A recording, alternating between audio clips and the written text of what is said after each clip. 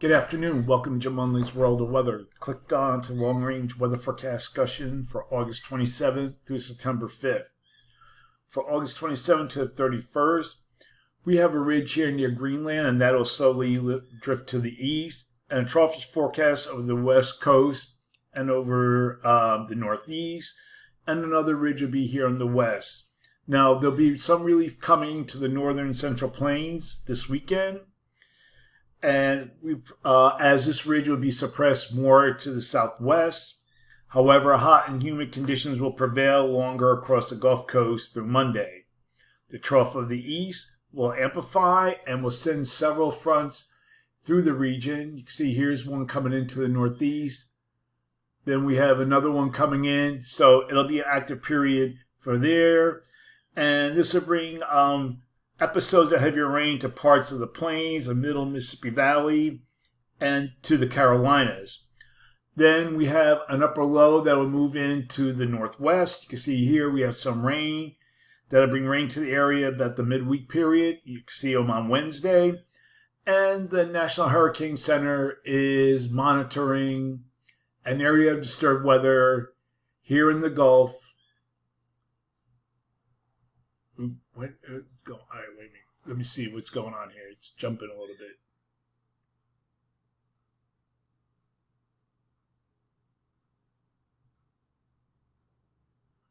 Oh no, there's some an area of disturbed weather down here, and across. It's really near here, the Eastern Pacific, and then it will move here across the region. Let me see if I can get it.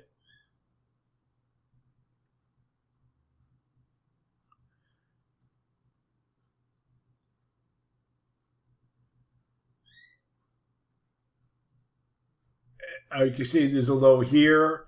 It kind of moves like around, jumps around a little bit. The models aren't picking up very well on that. And that could bring rain to parts of the southeast later on in the week. Let me back it up a little bit.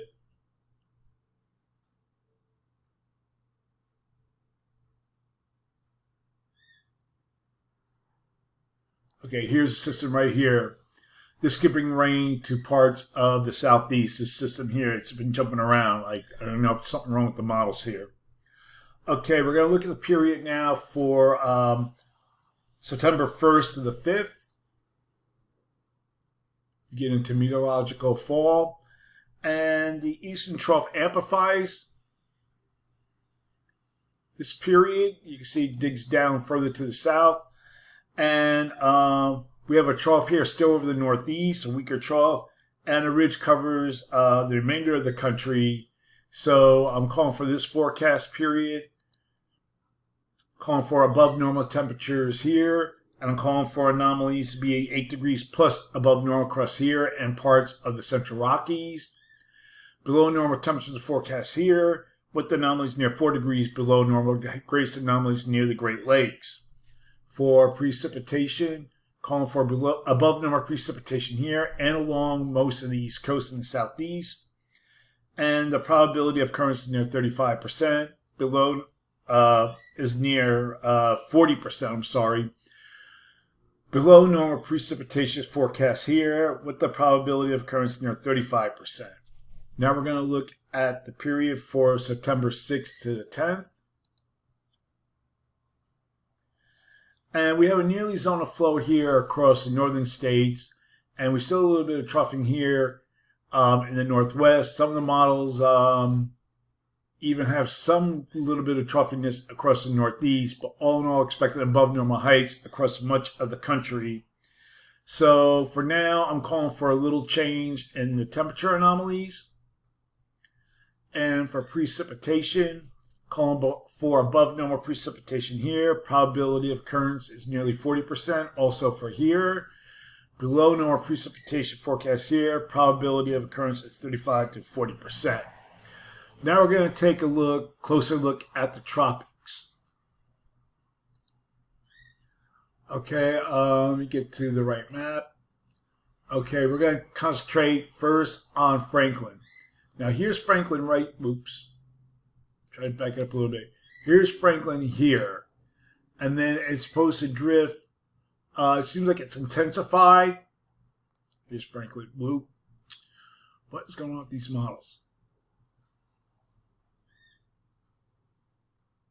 This Franklin right here, you can see, and it's forecast to drift. Right now, the movement is to the northeast. Now, it's supposed to take a hard left turn to the north because it's found the weakness within the ridge, but then the ridge here further to the east of Franklin becomes more pronounced, more amplified, so that'll cause it to move northward. Still, we'll go through the motion. You can see how it comes still offshore the East Coast, but keep in mind that there could be rough surf and riptides occurring along the East Coast around here. Okay, the next area that they're watching is down here on the coast of the Gulf of Mexico. We'll back it up some. And we have a low here that this is a GFS.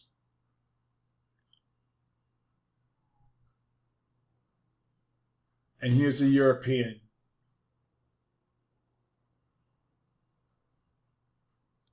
Bring rain deepest to a 994. We'll see how well that develops. So there's Franklin going out. Here's I think what's left of Emily.